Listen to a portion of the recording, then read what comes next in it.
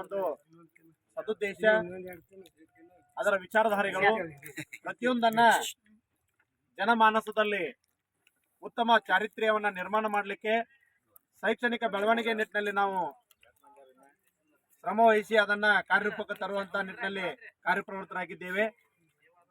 ಈ ಒಂದು ಭೀಮ್ ಆರ್ಮಿ ಮೂಲ ನಿವಾಸಿ ಏಕತಾ ಪರಿಷತ್ ಸಂಘಟನೆಯ ನೇತೃತ್ವದ ದೇವನಾಂಪ್ರಿಯ ಚಕ್ರವರ್ತಿ ಅಶೋಕ ಬೌದ್ಧ ಟ್ರಸ್ಟ್ನ ಲೋಕಾರ್ಪಣೆ ಕಾರ್ಯಕ್ರಮಕ್ಕೆ ಅವರ ಒಂದು ಮನಸ್ಸಿನಲ್ಲಿ ಎಂತೆಂಥ ವಿಚಾರಗಳು ಅಡಗಿವೆ. ಇವತ್ತು ಈ ಬುದ್ಧ ವಿಹಾರದ ಒಂದು ಈ ಕಾರ್ಯಕ್ರಮದ ರೂಪುರೇಷೆ ಅವರ ತಲೆಗಳಲ್ಲಿ ಓಡಾಡ್ತದೆ ಅಂತಂದ್ರೆ ಬಹುಶಃ ನನಗನಿಸ್ತದೆ ಈ ನಾಗಾಲೋಟವನ್ನು ತಡಿಲಿಕ್ಕೆ ಯಾರ ಕಡೆನೂ ಸಾಧ್ಯ ಇಲ್ಲ ಅನ್ನುವಂಥದ್ದು ಮಾತು.